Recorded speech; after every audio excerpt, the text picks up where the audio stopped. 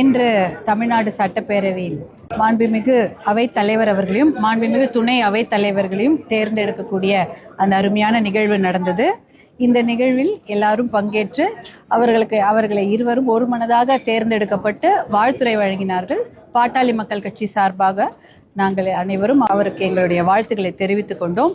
எங்களுடைய அன்பு அண்ணன் சமூக நீதி பற்றாளர் திரு மாண்புமிகு JCT பிரபாகரன் அண்ணா அவர்களுக்கு எங்களுடைய மனமார்ந்த வாழ்த்துக்களையும், துணை அவைத்தலைவராக தேர்ந்தெடுக்கப்பட்ட அன்பு சகோதரர் ரவிசங்கர் அவர்களுக்கும் மனமார்ந்த வாழ்த்துக்களையும் இந்த நேரத்தில் நாங்கள் மறுபடி தெரிவித்துக் கொள்கின்றோம்.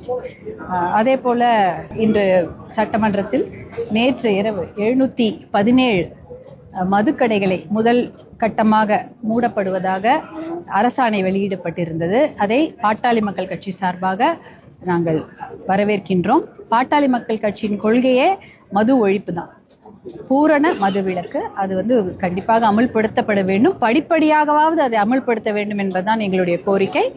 அதில் முதல் கட்டமாக இன்று 717 மதுக்கடைகளை மூட போவதாக அறிவித்திருக்கிறார்கள். அது வரவேற்கின்றோம். அது மதுக்கடைகளை மூடும்பொழுது சந்து கடைகள் திறக்காம இருக்க கண்டிப்பாக முயற்சி எடுக்க வேண்டும். ஏனென்றால் அதிகாரப்பூர்வமாக மதுக்கடைகள் எத்தனை நடக்கிறதோ அதை விட 2 மடங்கள்ல 3 மடங்கு அதிகமாக சந்து கடைகள் எல்லா மாவட்டங்களிலும் திறக்கப்பட்டு கொண்டிருக்கிறது. அதை கண்டிப்பாக அதை மூடியாக வேண்டும். கடந்த ஆட்சி காலத்தில் படிப்படியாக மதுக்கடைகள் மூடப்படும் என்று கூறியிருந்தார்கள். ஆனால் அவ்வாறு அது செய்யப்படவில்லை. இந்த அறிவிப்பும் வெறும் அறிவிப்பாக இல்லாமல் கண்டிப்பாக அந்த கடைகள் மூடப்பட்டு சந்து கடைகள் திறக்காமல் அதையும் நாம் கண்காணிக்க வேண்டும். பாட்டாளி மக்கள் கட்சி கடந்த காலங்களில் மது ஒழிப்புக்காக மிகப்பெரிய சட்ட போராட்டங்களை நடத்தி உச்சநீதிமன்றம் வரை சென்று நெடுஞ்சாலை, அதாவது நேஷனல் ஹைவேஸ், அதில் இருக்கக்கூடிய 90,000 மதுக்கடைகளை சட்ட போராட்டத்தின் மூலம் மூடிய கட்சி பாட்டாளி மக்கள் கட்சி. அது உங்க எல்லாருக்கும் தெரியும். ஏன்னா தேசிய நெடுஞ்சாலைகளில் உள்ள மதுக்கடைகளால் சாலை விபத்துகள் அதிகமாக நடந்து நிறைய குடும்பங்கள் நடுத்தெருவில் நிற்கப்பட்டார்கள். நிறைய இளம் விதவைகளும் குடும்ப தலைவர் இல்லாமல் கஷ்டப்பட்டாங்க. அந்த நிலைமை வரக்கூடாது, சாலை விபத்துகளை தடுக்கப்பட வேண்டும். அதுவும் தமிழ்நாடு அதிகமான சாலை விபத்துகள், குடியால் ஏற்படும் சாலை விபத்துகளுக்கு முதலிடம் தமிழ்நாடு, அதிகமான இளம் விதவைகள் இருக்கும் மாநிலமும் தமிழ்நாடு என்ற அவப்பெயரை போக்க வேண்டும் என்பதற்காகவே உச்சநீதிமன்றம் வரை சென்று தேசிய நெடுஞ்சாலைகளில் உள்ள 90,000 மதுக்கடைகளை மூடிய ஒரே இயக்கம் பாட்டாளி மக்கள் கட்சி.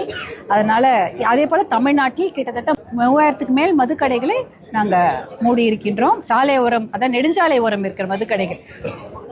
அதே போல இன்றைய முதல் நிகழ்வாக 717 மதுக்கடைகளை மூட அரசாணை வெளியிடப்பட்டிருக்கிறது. அதை கண்டிப்பாக அமல்படுத்த வேண்டும். அதை சந்து கடைகள் இல்லாமல் பாதுகாக்க வேண்டும். அப்படி இருந்தால்தான் பெண்கள் பாதுகாப்பு உறுதி செய்யப்படும். அதற்கான முதல் முயற்சி எடுத்த தமிழக அரசுக்கும் மாண்புமிகு முதலமைச்சர் அவர்களுக்கும் எங்களுடைய மனமார்ந்த வாழ்த்துக்களை தெரிவித்துக் கொள்கின்றோம். நன்றி. அதிமுக தற்போது இரண்டாக சண்முகம் அவர்கள் பாமக அதிமுகவின் கூட்டணியில் இருக்கு. நாளை பெரும்பான்மை நடக்க இருக்கிறது. உங்களுடைய பாமக கட்சியின் நிலைப்பாடு? பாட்டாளி மக்கள் கட்சியின் நிலைப்பாடை எங்களுடைய பாட்டாளி மக்கள் கட்சியின் தலைவர் மருத்துவர் அன்புமணி அவர் தெரிவிப்பார். அதன்படி நாங்கள் நடப்போம். நன்றி.